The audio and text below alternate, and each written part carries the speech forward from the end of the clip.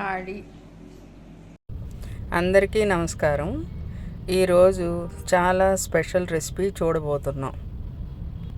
చేప లేకుండా కూడా చేపల పులుసు రుచి వచ్చే స్పెషల్ రెసిపీ ఇప్పుడు చూడబోతున్నాం. తయారీ విధానం. ఈ స్పెషల్ రెసిపీకి కావాల్సిన ఐటమ్స్: ఉల్లిపాయ, టమాటాలు, బెండకాయలు, ములక్కాడ ఆప్షనల్, పచ్చిమిర్చి, చిన్న ఉల్లిపాయ, ఉప్పు, కారం, నూనె, పసుపు. ఇప్పుడు టమాటాలని చిన్న చిన్న ముక్కల కింద కోసుకోవాలి. టమాటా పై టిప్పు కట్ చేసి తీసేయాలి. తీసి అన్నీ జాగ్రత్తగా చిన్న చిన్న ముక్కలు కోసుకోవాలి. మామిడికాయ వేసుకుంటే నెల్లూరు చేపల పులుసు టేస్ట్ వస్తుంది. ఇప్పుడు మామిడికాయల సీజన్ స్టార్ట్ అయింది కదా, అలా చిన్న చిన్న ముక్కలు కోసుకోవాలన్నమాట. బెండకాయలు, పచ్చిమిర్చి అన్నీ చక్కగా చిన్నగా ముక్కలు చేసి ఉంచుకోవాలి. చూసారా ఎలా కట్ చేసి ఉంచుకున్నాను? ఇంతే. ఫస్ట్ ఒక గిన్నె తీసుకొని చూడండి, అన్ని ఐటమ్స్ దగ్గరగా పెట్టుకున్నాను. కావాల్సిన వాటర్ అంతాను. ఇప్పుడు గిన్నె తీసుకొని టమాటా ముక్కలు అన్నీ వేసేయాలి.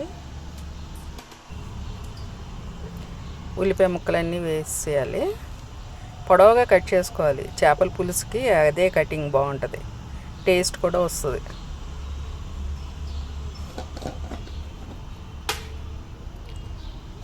మిగిలిన ఇంగ్రీడియంట్స్ అన్నీ తీసి పెట్టుకున్నాను. కారం 2 స్పూన్లు వేస్తున్నాను. మీరు మీ టేస్ట్కి తగ్గట్టుగా కారం వేసుకోండి. పచ్చిమిరకాయలు వేసాను, గుర్తుపెట్టుకోండి. పసుపు, ఇది ఆడిపించిన పసుపు. మొన్న మజ్జిగలోకి పౌడర్, ఇది ఉప్పు కూడా సరిపడినంత వేసాను. మజ్జిగలోకి పౌడర్ చేసా కదా, అది జల్లించగా వచ్చిందన్నమాట. ఇది బాగుంది టేస్ట్. ఇది ఏం చేయాలంటే ఇప్పుడు మన హ్యాండ్ తోటి కొంచెం అట్లా స్మాష్ చేయాలి. ఎందుకంటే అన్నిటిలోంచి జ్యూస్ బయటకు వచ్చి టేస్ట్ వస్తుంది అన్నమాట. ఆ రుచి కోసం మనం ఇట్లా కొంచెం స్మాష్ చేయాలి. చింతపండు పీసుకునేట్టే అది అలా గుజ్జులా రావాలన్నమాట. అంటే అందులో రసాలన్నీ బయటకు వస్తాయి కదా.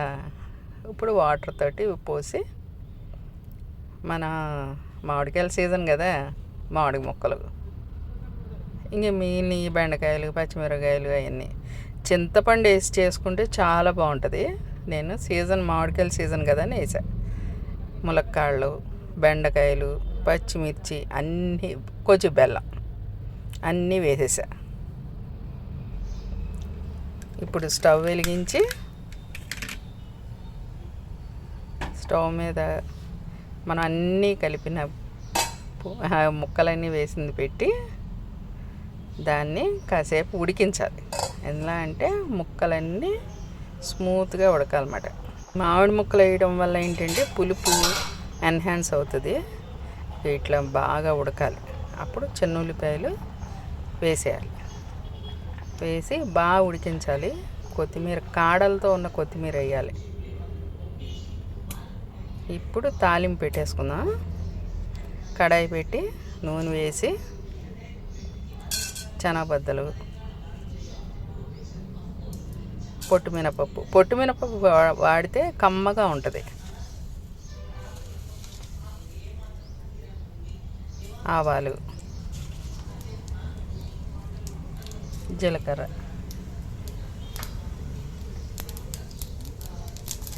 వెల్లుల్లిపాయ. మనకి తాలింపు తెలుసు కదా, అన్నీ ఏమేమి వేసుకుంటాం.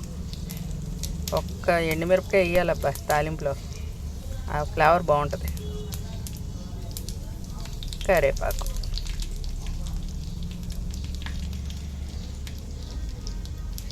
వేసి మాడిపోకుండా గోల్డెన్ బ్రౌన్ వచ్చేట్టుగా శనగబద్దలు వచ్చింది. అప్పుడు కొంచెం కొత్తిమీర కాళ్ళు వేసా, అది కూడా మంచి స్మెల్ని ఇస్తుంది. అది తాలింపు, పులుసు మరుగుతుంది. ఇక్కడ తాలింపు పెట్టుకొని పులుసు బాగా మరిగితే ఇప్పుడు దీన్ని పులుసులో వేసేయడమే. చూడండి ఎంత బాగా మరిగిందో. తాలింపు వేస్తే సూపర్.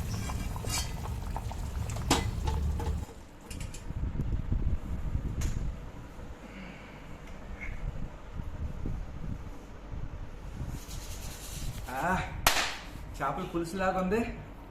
చేపల పులుసే. అయితే పెట్టు త్వరగా పట్టించు. వేడి అన్నం, చేపల పులుసు. ఓయ్ ఇదేంది ముక్కలేవి, ములక్కాయలు వేసా? చేప ముక్కలేని చేపల పులుసు. అలాగా?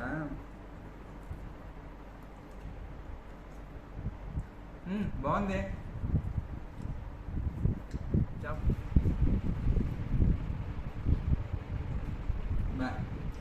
అచ్చం చేపల పులుసు లాగానే ఉంది. సూపర్. చేప ముక్కలేవో కానీ చేపల పులుసు తిన్నట్టుగానే ఉంది. కాడి